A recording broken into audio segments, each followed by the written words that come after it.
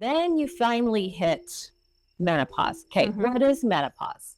Menopause is 12 months of no periods. So a lot of women out there have had ablation. As you lose muscle mass, guess what else you lose? Your metabolism. Your metabolism goes down. And so by maintaining your muscle mass, you're going to help maintain your metabolism. I was ready for a new chapter. And that next chapter is helping women continue to try and live the best life they can and the healthiest life they can. And that includes some hormones for a lot of women. Yeah. And because we're living longer. I mean, yes. We are living longer. And so we need to make sure we're figuring out how to live healthy longer. Exactly. So that we can enjoy these years without all the aches and pains and the not sleeping at night and dementia. My grandmother, she lived to 98 and had really bad dementia for the last 7 years of her life. And I don't know. Welcome to the Pretty Sister podcast. This is Callie Stoyer. I'm your host, your friend. I'm so happy you're here. It's just an honor that you're taking time out of your day to sit and listen to this conversation. So hopefully you will learn something. I know I always do. And today is going to be no different. I have my good friend, Andrea Lanham, who we have been friends since we were in junior high school? 10th grade. Or 10th grade. Yeah. Okay. 10th grade. That's a long time. I won't calculate the years for you. You don't need to know those details, but it's been a very long time. And Andrea is, I'm so excited that she's finally doing the podcast. I've actually been asking her to do this for over a year because I know how much information she has in her head and in her heart to share with all of you pretty sisters, and I've been wanting her to share. She's somebody who's probably a little bit more shy, would you say? Yeah. And has been not interested at all. She's been graciously telling me no until she finally said yes. And while she said yes, I had to snatch her up really quick to get this recorded. So you're welcome in advance. I will say that because we're going to have a great conversation. Andrea, I admire you so much, let me just say, because she's been doing amazing things. She's had the best career path. She's a nurse. And she's been a labor and delivery nurse for the past 30 years? 27 years. 27 years. Okay. So for the past 27 years, she's been helping to deliver little miracle babies into this world. I always say birth is a miracle. It is. It has been the best 26 years of my life. Yes. It really has been a blessing to me. Was it only 26 because the first year was hard? Yeah. It's because she went back to school. So she has been this labor and delivery nurse forever and even worked her way to being the head of I don't know what your title was, but I was like a leader on the floor. I was over kind of all the charge nurses. Yeah. So she's the top dog. Role there. That's right. Top dog nurse. And in that process, at a young age, she was diagnosed with cancer. Yes. And that was, we'll talk about that in a little bit. I'm just giving you a quick preview of the things. And so in that process, there's a lot in that story, a lot of hardship and heartache and years of struggle. And then a lot of that has led to your passion for women's health because of what she had to experience herself and specifically hormone health. But she went back to school to get her nurse practitioner's license, which again I'm proud of you for many reasons, but that's the thing that's so awesome. It's not easy to go back to school at an older age. No, I think it's great that you did that. And now with that degree, she's opened up a new practice and she's specializing in women's health and hormones and helping women because she knows so to your core, right? I mean, you've experienced the heartache of menopause and hormones and all the things. She's just so intimately familiar. And I love it when women take their passion and their life experiences to help other women. Yes. I'm just such a girl's girl. And so I love what you're doing. And this is why I've been saying we got to have a conversation about this because you have so much information to share. Okay. So that's your introduction, Andrea.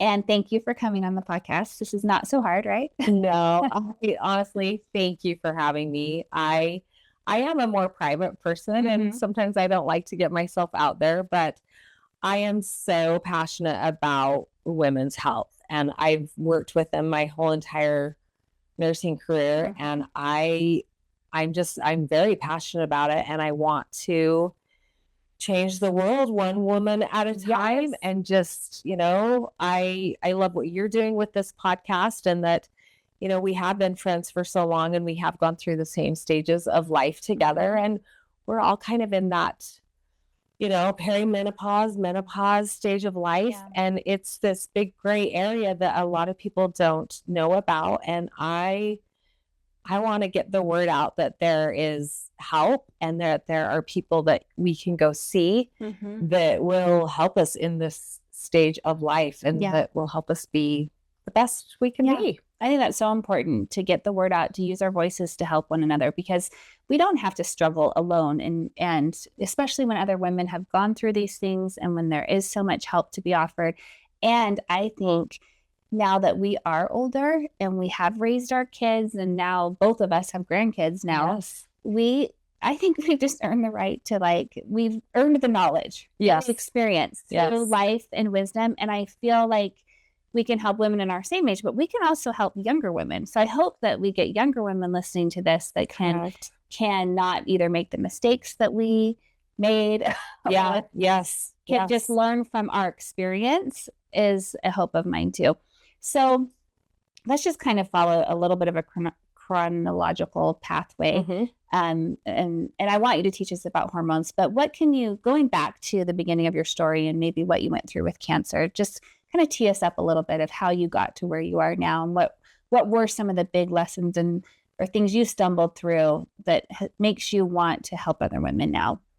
Yeah. So, I mean, really, so my story sort of why I'm in this place and space that I am with working with women's health, and specifically hormones, was, go back, 25 years. And I had a 1 and a 2-year-old, and August 9th, I found a lump. And my mom's sister had actually passed away from breast cancer at a young age, at 32. And so kind of in my mind, I thought, well, I guess this is the end of my life here. And I kind of had a 5-year life plan. Wow. And that's what nobody wants to and be presented with as a young mom with 2 babies. Yeah. And I mean, I was blessed in that I had an army of people around me that helped me get through it. And was it easy? No. Do I wish I didn't have to do that? But it was one of the biggest life lessons in my life. It taught me a lot. It taught me about service, and giving people the opportunity to serve you, which is sometimes hard, but it was a big life lesson, and it really made me want to live. It made me want to raise my children. And it had played a big impact in my life. When, and then fast forward 9 years from that, my mom got breast cancer. Well, at this time we didn't know if we had the gene or not, but at this point it was like, let's get tested. Let's see if we have that genetic. And when you say we, you and your sisters. Yes, right? Yes. And actually my brothers have done it as well, because they have daughters that are at risk for it. So we did find out that we have the BRCA2, or the BRCA2 mutant gene in our blood.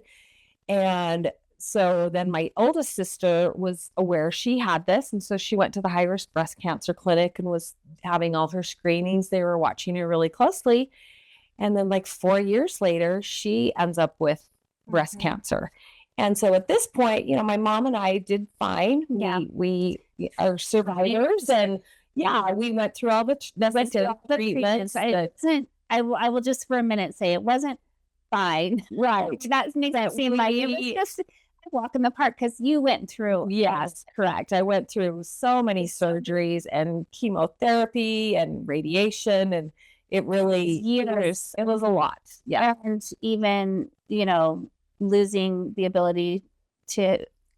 Well, you went after that. You went through a lot of. I went through a lot of infertility, and I somehow miraculously got pregnant with one child. This Years and years later. I have an 11-year gap between my second and my third. And then, so yeah, it really impacted. And I just want to say, because I also, before we keep moving on past this, I thought it was amazing that part of your recovery, you set a goal to run a marathon. Yes, and you did. I have not run a marathon. And I just think back to, I remember hearing about you doing that after you went through all you went through. And it just felt like, wow, hands off to you. Oh, it was you, whatever you say. It's amazing. And it was one of those things, like, I got to train with our other two best friends, Katie and September, and that was such a highlight in my life, was the training and seeing them all the time. And so good things did come from it. You turned a lot of that sorrow and hardship into some beautiful things. I felt like, as a witness watching you go through that. Okay, so keep going on. So anyway, so my mom and I are now survivors of breast cancer, and my eldest sister, gets diagnosed with it, and she goes through all the treatment, and she just didn't ever quite recover, and we were always very kind of concerned with her. And so she then now has a recurrence in 2017. And that really rocked my world, knowing that my mom and I never had a recurrence, and now my sister has a recurrence. And it was, stage 4 metastatic. It was in her liver. It was in her bones. Like, this was not going to end well for her. And we all just kind of rallied to help my sister as much as possible. And then knowing that I had my ovaries and I had my other breast, and I made a decision at the end of 2017 that I was going to have a mastectomy on my other side, and that I was going to have my ovaries removed, because along with the BRCA2 gene is ovarian cancer. And so by removing my other breast and removing my ovaries, that sort of hopefully just remove some of a lot of the risk, especially you in a family where you've just got so much going on. So it removed a lot of the risk. So 2017, I'm still young. I two young. Yes, and my baby was 3. So, and then my other child, I still had a family at home. So I choose to do this, and I knew going into this that I was going to be a rock. You hear of stories of women going into menopause, and I'm like, I'm going to be the crazy person that I don't want to be. And I'm going to have all these symptoms at a young age. And I was really scared, but knowing my sister was losing her life to this, I knew I needed to do it. So, and my obstetrician who did my surgery, my ovaries, he was great. He did a great job. And I had talked to my oncologist, and he said, yeah, you can do some hormone replacement therapy since your other breast is gone and you don't have ovaries. He's like, I'm okay with that. So what little knowledge I had of all of this, my obstetric OBGYN just slapped an estrogen patch on me, and he gave me some synthetic progesterone, which now we know is not a good thing, and just kind of set me on my merry little way. Well, I turned into that crazy person I didn't want to turn into. I did.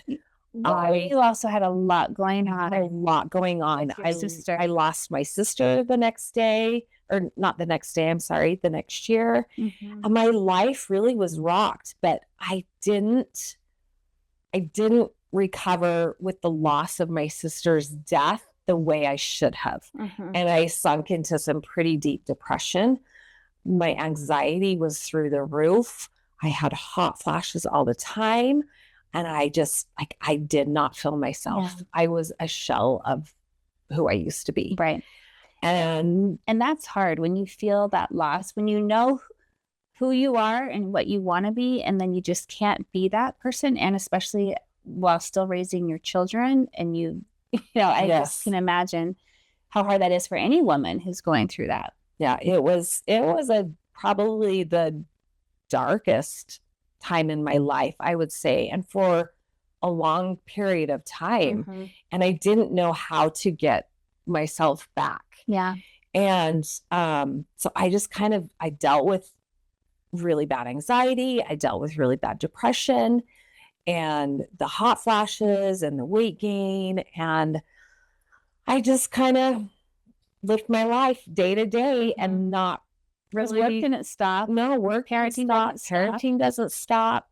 Husbands, marriages don't stop. Life just keeps going. And, luckily I had amazing friends who kind of helped pull me through that. And we had a lot of crying sessions. We did. And I think we as girlfriends, that you can get a lot of support from your girlfriends. I mean, that's what I'm saying all of the time. Yes. But our knowledge does have an end to it, right? Yeah.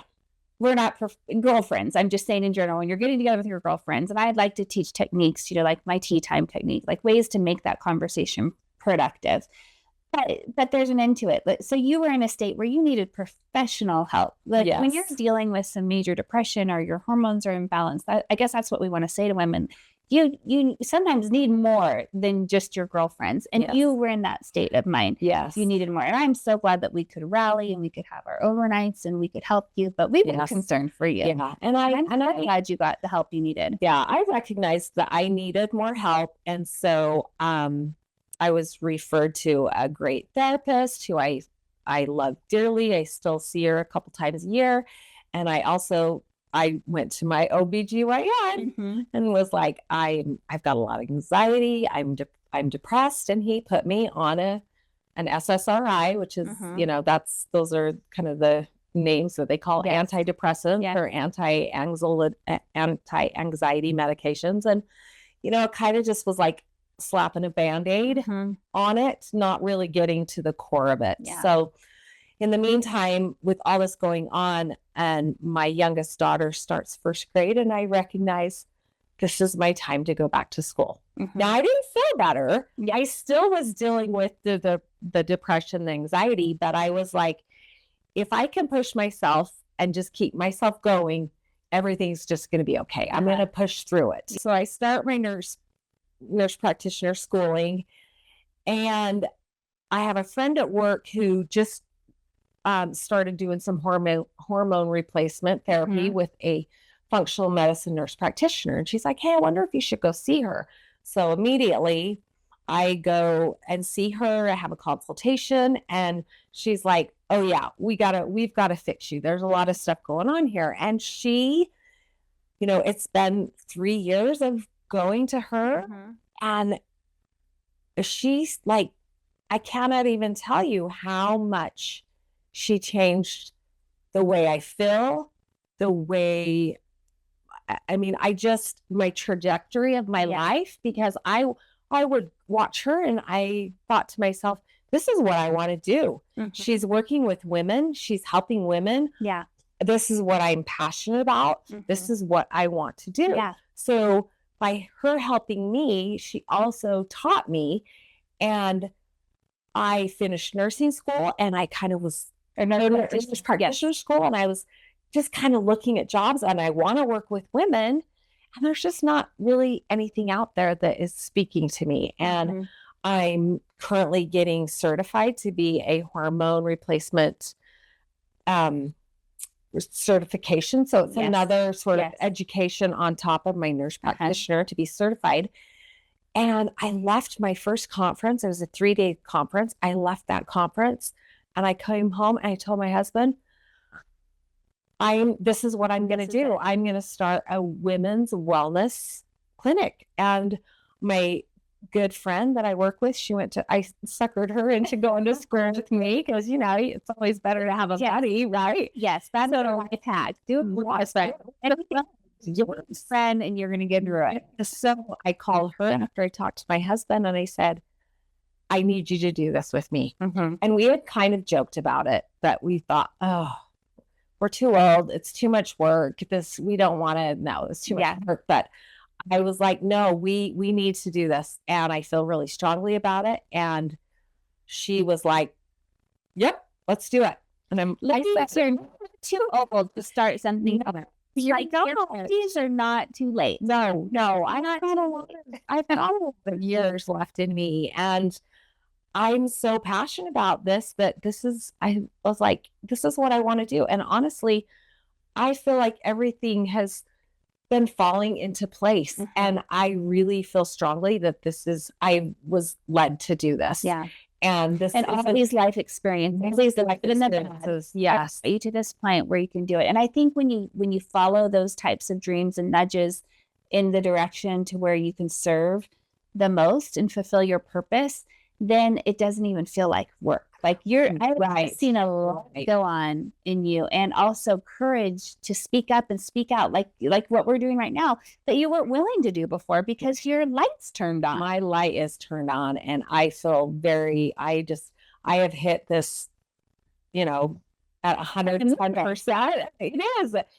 And my husband is watching me going, okay, well, he's like, who is this? Hang on. And I'm like, nope.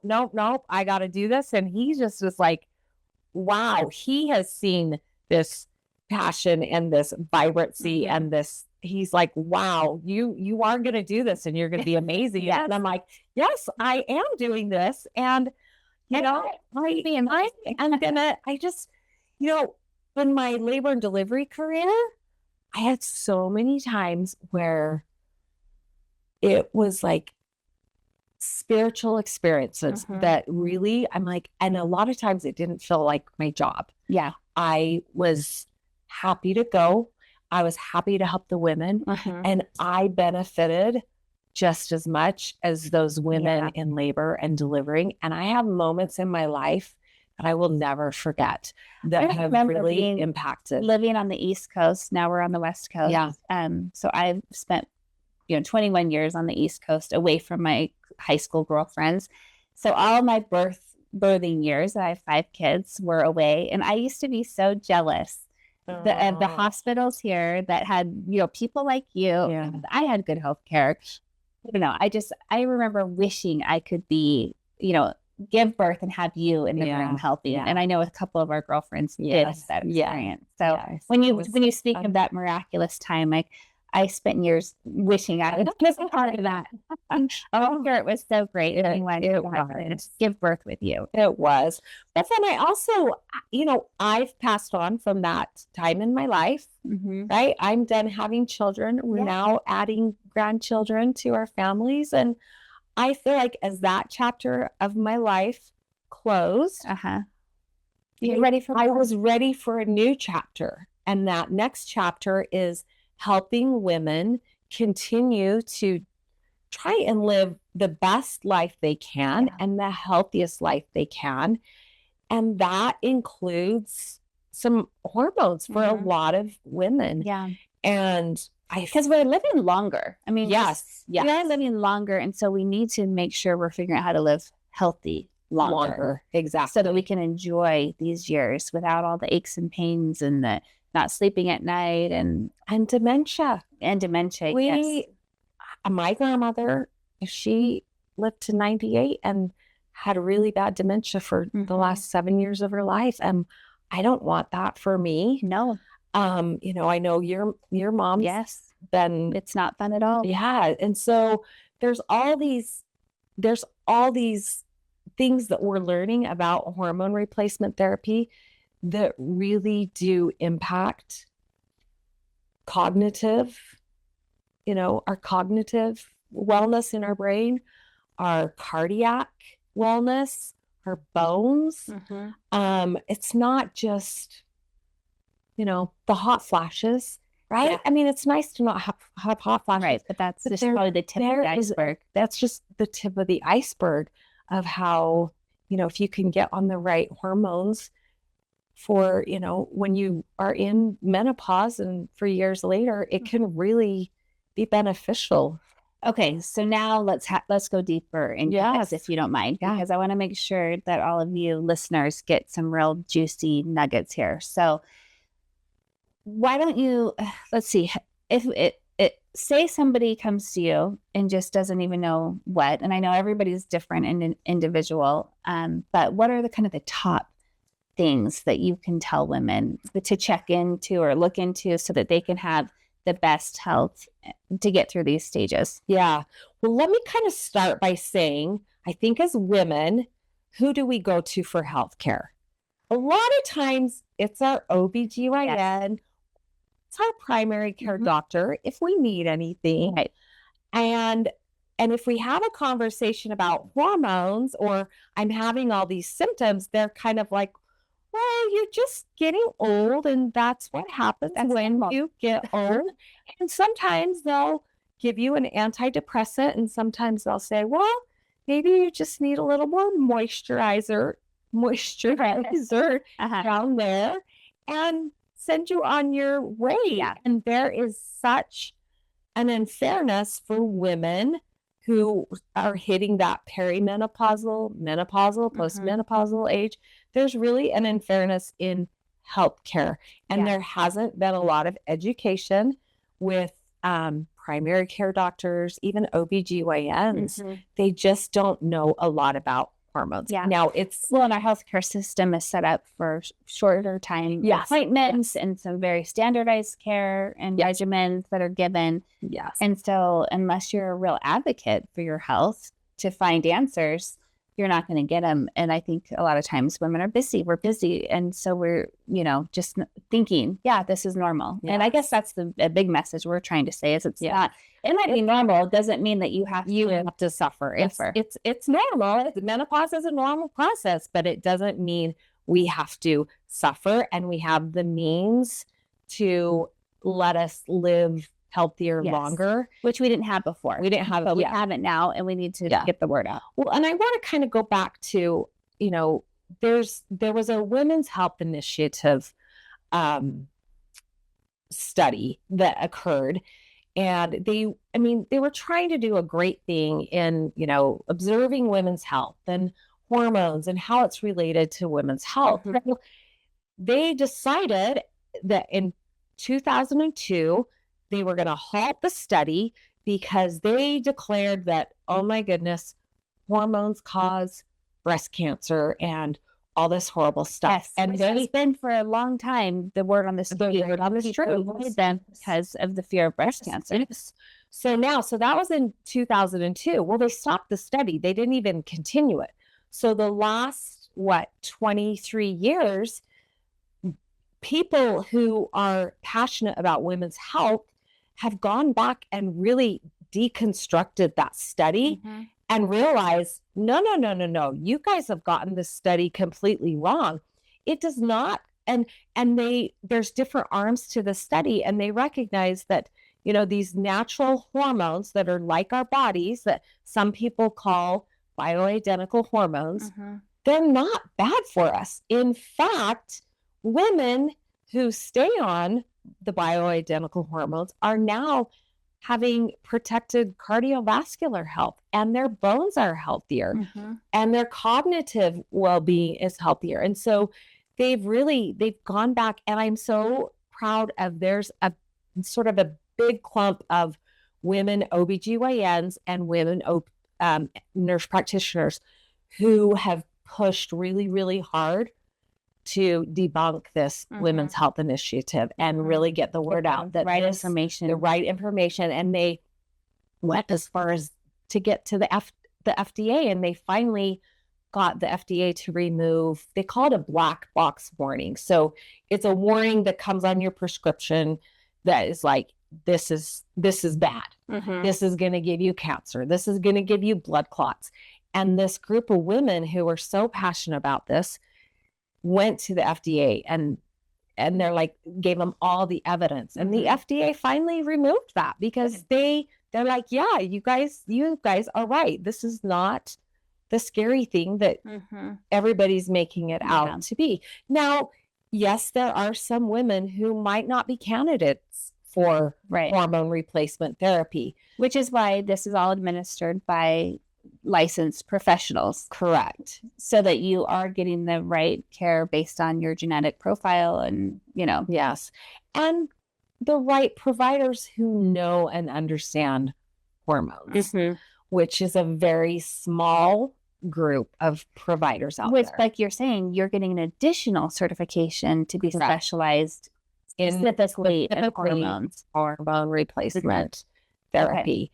So, yeah. And, it really is, it's unfair for women.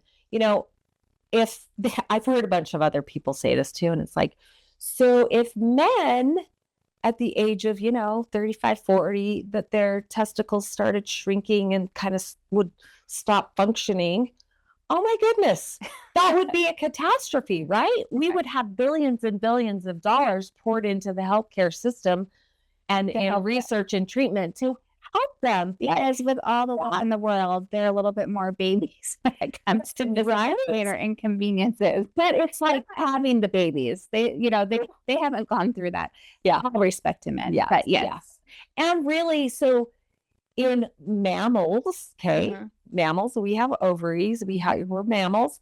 There's like one other species of whales that lose their ovarian function at an earlier stage in life. Everybody else gets to their ovarian function stays. And so it's like, why in humans does this happen to women? Well, it used to not be a big deal when you only lived to be 50, 60, right? You're only dealing with this for a short time. Your end of life. It used to be the end of life. Now that's not true. That's not true. We're living into our, 80s, and we're hopefully living healthier into our 80s. And so there's really been sort of this movement of education on women and hormone replacement therapy.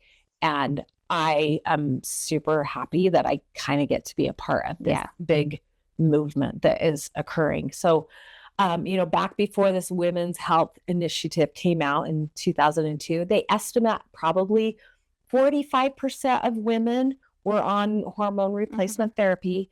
And currently now it's about 10%. Really? Which is extremely. So that means there's a huge gap for women who are dealing with these issues in other ways. There's a huge gap.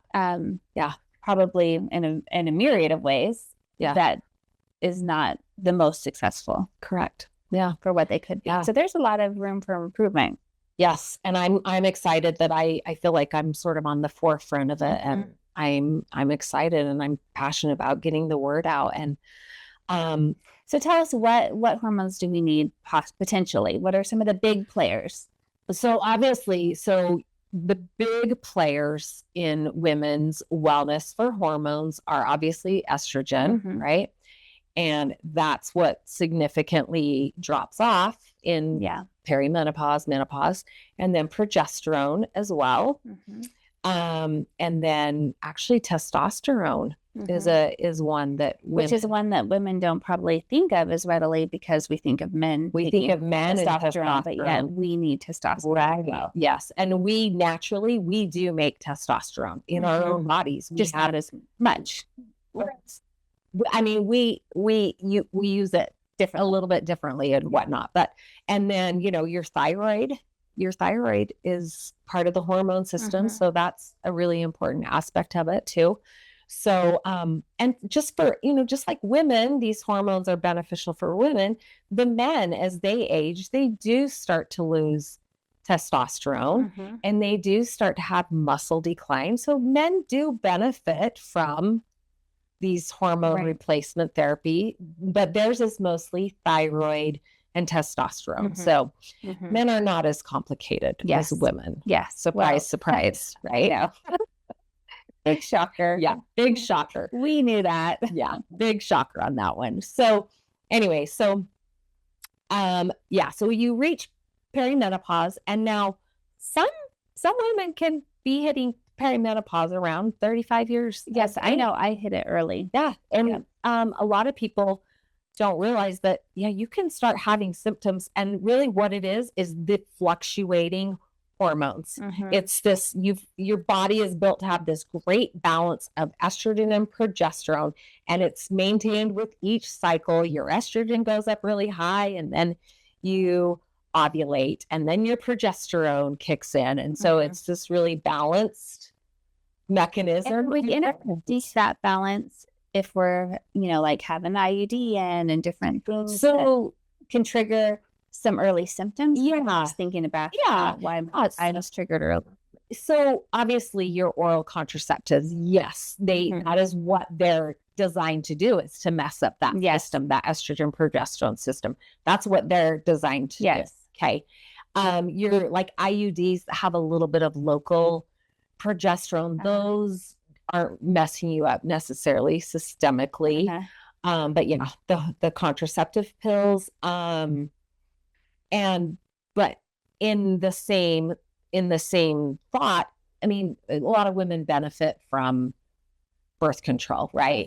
They want to plan their families. And that's a beautiful thing, that we get to plan our families and have them come when we want to come. Right. So there's a need, there's a place for all of it. So you start to get a little bit older, and all of a sudden you're like, why is my anxiety going through the roof all of a sudden? I didn't used to be an anxious person. Now I'm an anxious person. Why am I getting so anxious? So that starts to happen. You start to maybe get hot flashes, which, if you've had a hot flash, you know what it is. All of a sudden you're just like, feel like you're in the Sahara Desert. It hits you immediately. And you want to rip all your clothes. You want to stick your face under the sink.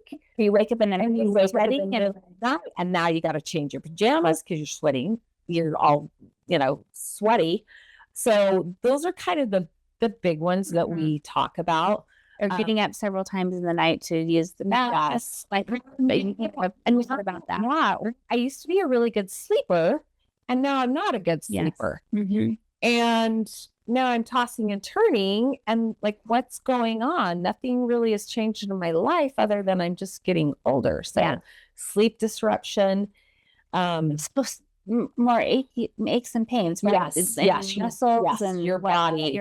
Your body ached. And I didn't realize it, but when I had my ovaries out, my whole body hurt. And I didn't really know that. You probably been told. My whole body just hurt, and I had aches and pains. And, now looking back, I recognize that. But in the when it was happening, I was just like, I'm just getting old. Right. We all do that as women. Oh, we're just getting old. I got to resign myself to this. And we don't need to. Yeah. And then we go back to going to our primary care provider, our OBGYN, and I'm feeling this and I'm feeling this. And it's like, well, you're just getting old, you'll be okay. You're just getting old. So anyways, not a satisfactory answer. No, not a satisfactory at all. So then, then you finally hit menopause. Okay. What is menopause? Menopause is 12 months of no periods. So a lot of women out there have had ablations where they go and they kind of burn the inside of the uterus. So they don't know that they don't bleed anymore. So then they don't know if they're in menopause. Right. A lot of women are still having IUDs placed because that was me, and I didn't know. I just, basically your periods are down to almost nothing. And so there's a lot of women out there that are just like, I feel all these symptoms, but I have no clue when my last period was. Yeah. So then that kind of becomes a little bit of an issue. But the real thing is no periods for 12 months. And then in our bodies, our hormones are all interconnected.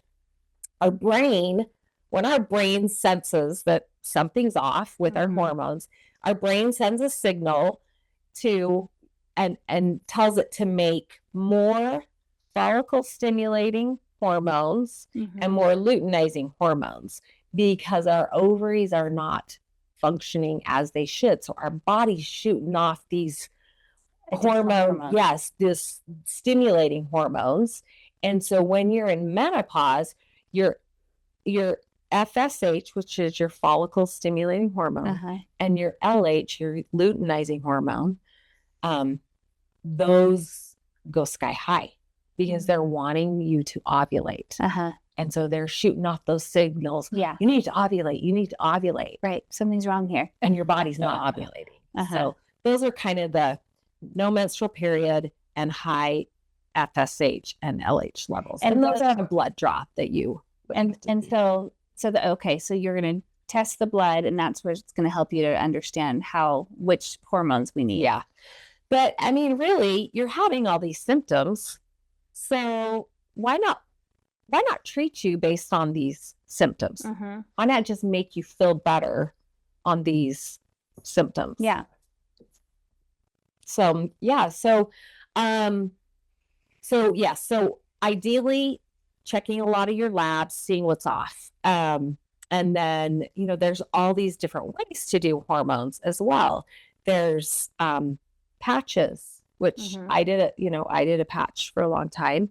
I'm actually on an oral one right now because my cholesterol levels were getting really high and my bad lipids are getting really high. And so we're seeing if maybe, because that is potentially what is supposed to help cholesterol levels and your lipids. So, so were those getting high because of the patch you're saying, or it was just not because of just because of I'm getting older, and that's what happens. And ironically, now I'm a breast cancer survivor, so I'm very proud of the pink ribbon, right?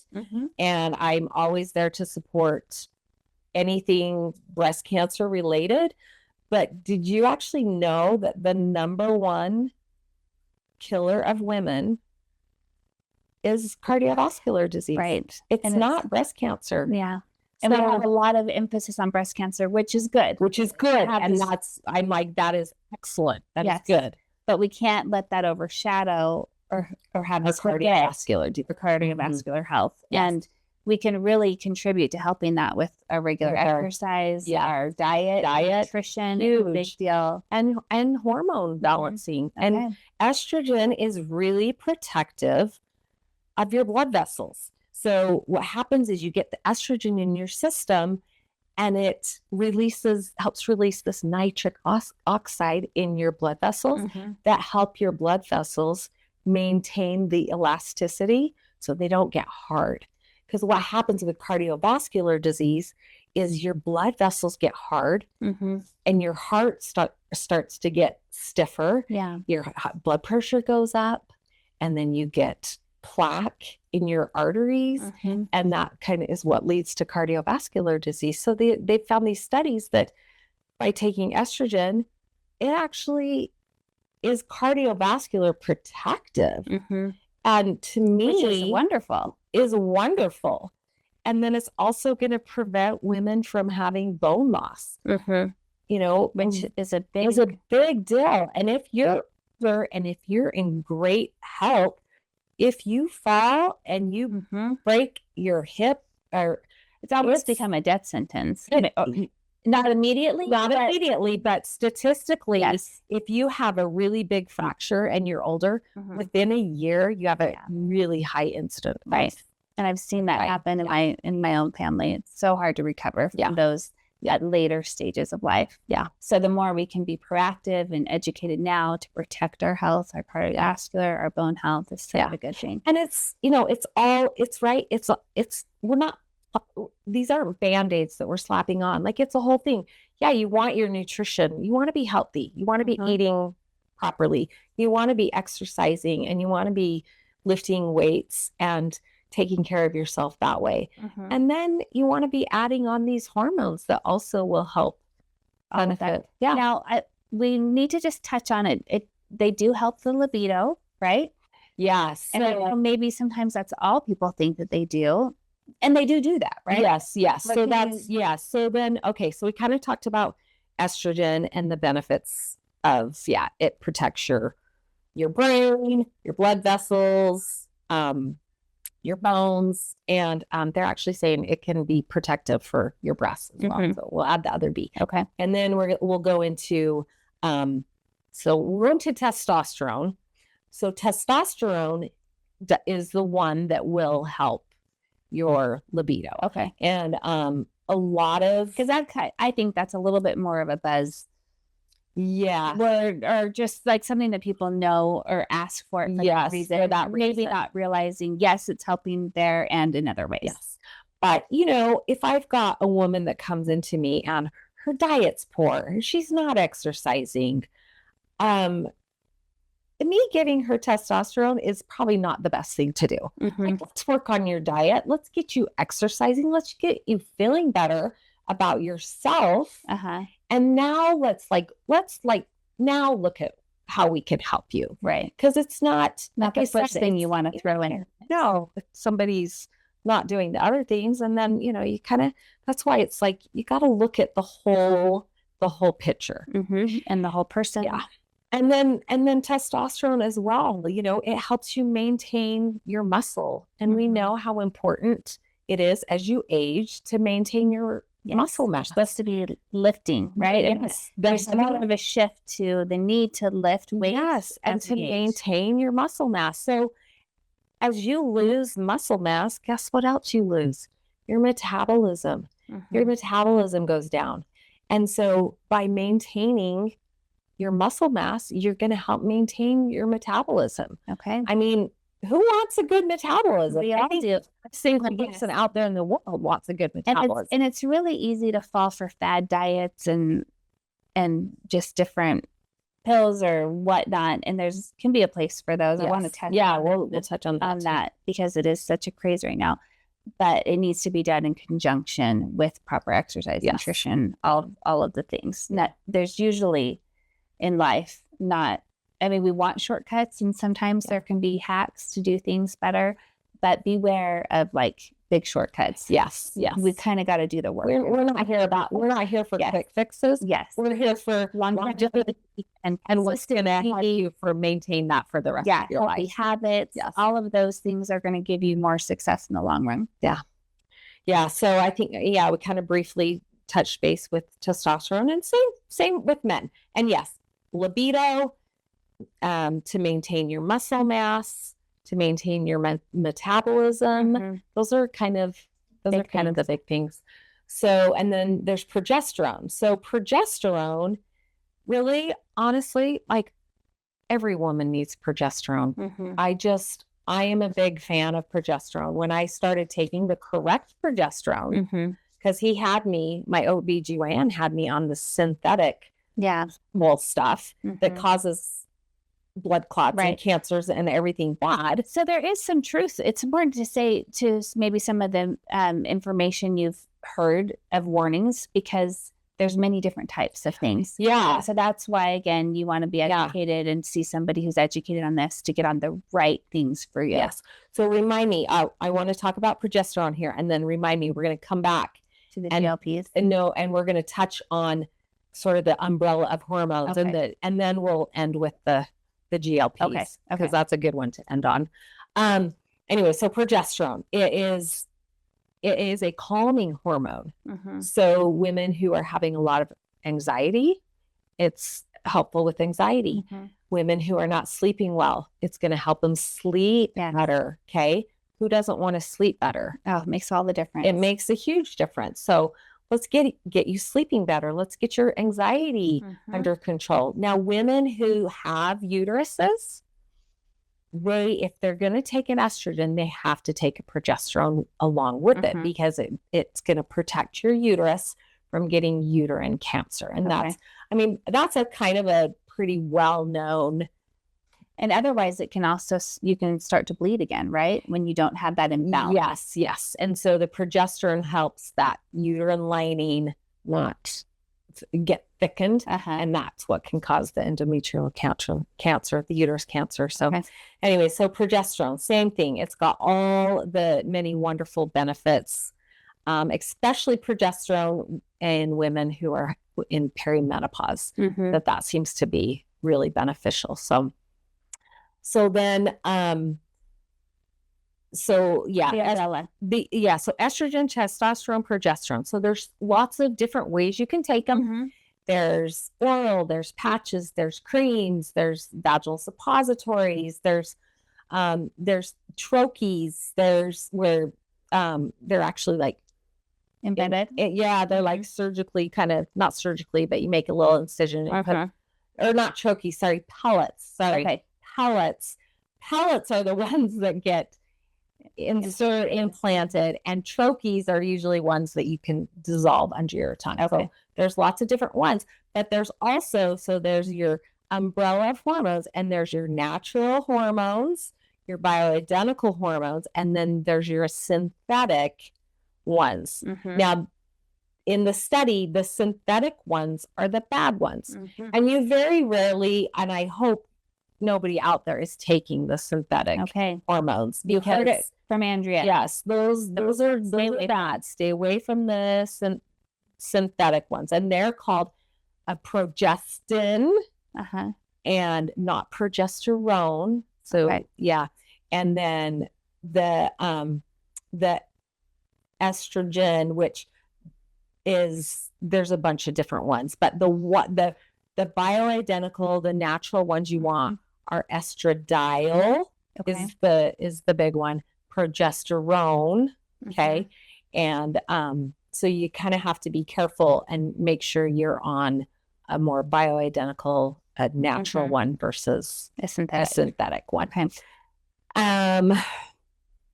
And then, let's go to, as we do kind of wrap this up, this is a very hot topic. Lots of people are on GLP-1s. Yes. So what do you want to say to our women about that? So very hot topic, right? Yes. Everybody wants to know about the whole other podcast. And maybe we'll do one of those. But let's just tease it up a little bit. And sometimes people call them peptide. That's also known as like a peptide. So when we're talking GLP-1s, everybody, it's like the weight loss miracle, right? Is kind of how it's known. Well, GLP-1s have been out for decades for diabetes. Right. Because it helps with insulin control, and it helps regulate your blood sugar, and helps like with your, kind of sort of calm the food cravings. And so it's been around for a really long time. It's new for weight loss because, and how this happened is they were giving these diabetic people this to help with their diabetes, and all of a sudden these diabetic people are losing weight on it. So it's a side effect of the medication that was used to treat diabetes. So there's lots of knowledge on it. Okay. This, and I'm going to say this, the more I learn about GLP-1s, the more I like them. There is a space for them in people's lives. Now, how I feel like the most responsible way about giving people GLP-1s are, I want to make sure that they're eating a very high protein diet. I want to make sure that they're exercising. Yeah. Because the and biggest, how often? Like, would you, a few times a week, or? I mean, a few times a week. I don't think it's an every single day thing, but I mean, I'm sure everybody's heard about the GLP-1 look, right? That all these people, they lose all their muscle, and now they look gaunt and skinny, and they're wasting away to nothing, and they're becoming anorexic, and they don't ever eat anything. That is what you don't want to do, because you don't want to take it to an extreme. And the second you stop taking it, guess what's going to happen? You're going to gain all your weight back. If you don't have those healthy lifestyles in place to maintain it. So an ideal candidate for a GLP-1, you come to see me. I want to talk about your diet. I want to talk about your exercise. And I want to see what your hormones are doing first. Because I want to see if, hey, maybe we can optimize you before we do this with your hormones, and let's see how you're doing there. And then let's see how you're doing with your weight loss. And if you're still struggling, then that's a time to add the GLP-1 on top of it.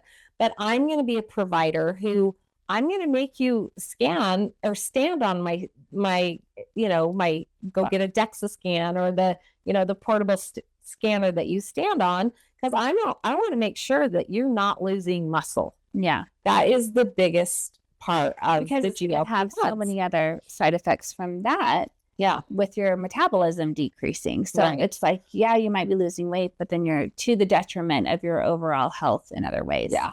I mean, and there is a place for it. So there's so many women out there that are, and we're all built differently, right? So you and I can do the same diet that's prescribed to us, and we can do the same exercise routine, and we can lose weight very differently, right? And everybody is sort of in that same boat. Everybody loses weight differently. We all hang on to weight differently. It's all distributed differently. And so just it's not a like a one dose fits all. Yeah. It's not a one thing fits all. And you really have to look at the whole person, their diet, their exercise, their hormones, and see really what's going on, because there are people out there that benefit. So, what's the number one killer of women? Cardiovascular disease. So when you get older and your distribution changes, and it goes sort of more centrally.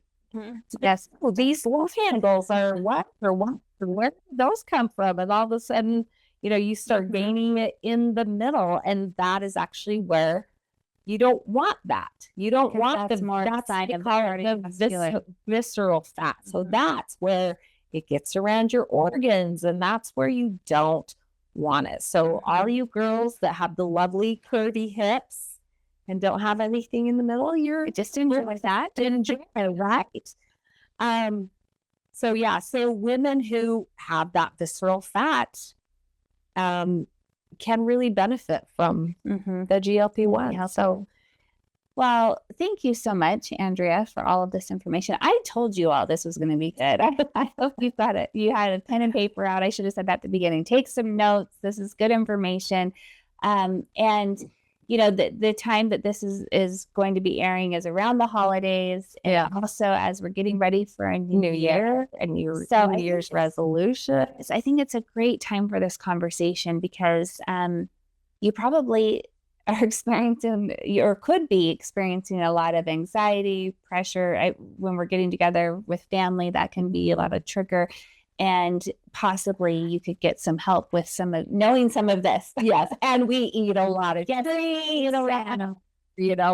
sugars all over the place. But that's the holidays. That is the holidays. And all of it. But you're also possibly thinking about the new year and New Year's resolutions and ways that you want to be healthy.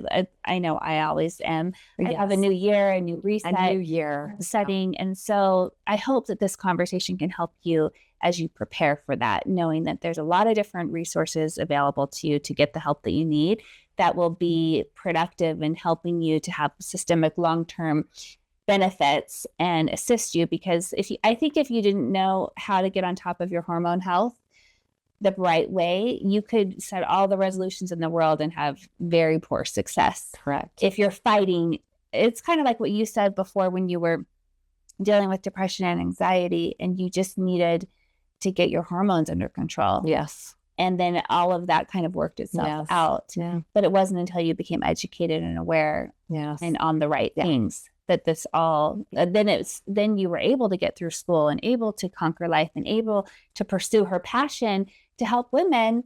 And I'm so glad that you did. Yes, I am too. It was brutal, but and if you can if you can now, having gone through that, if you can short track that for other women and give hacks and help so that you don't have to suffer as much. I mean, I know that's your passion, and it's my passion too for all of you. So we just want you to be the happiest, healthiest, best, in the best shape that you can be always, and especially going into the holidays, into the new year, so that you can have a wonderful time. Yes. So again, thank you, Andrea. Oh, thank you, Callie. That was fantastic. I know, it's been lovely. And I wish you so much success with your new practice. I hope that people will I know that people will come to you and that you'll be able to help them, because whenever we're helping with the amount of passion that you have and with the heart in the right place to serve and to help others, I do believe that it all comes together magically for dreams to come true. Yeah. And I always love to end saying what dream is on the horizon for you. I kind of think I know what it is, but do you have anything else you'd want to add to what you're dreaming of? Gosh, I feel like I'm just at the beginning of this big dream of mine that I've had for such a long time. And I'm excited to, really get it going. And I think the year 2026 is going to be a great year. And I'm excited to just help women and help them have a great I feel year, so great too. rest of their life. Yeah. And I hope you're inspired to know, again, do you want to say your age? Or do you want to say your age-ish? Decade? My decade. My decade. No, I mean, I'm 52. I've been a cancer survivor for 25 years. That's amazing. When I say that, people look at me and they're just like, what? So it's been a long road getting to this point. Yeah. But I'm not done. I feel like I'm just getting going. And this decade, this 50s, like you're getting going, right? No, I've also There's a beautiful thing about being in our 50th. I think so. I think you lose a lot of fear and the courage kind of comes out because you get a little bit over what people think and you're just willing to just go for it.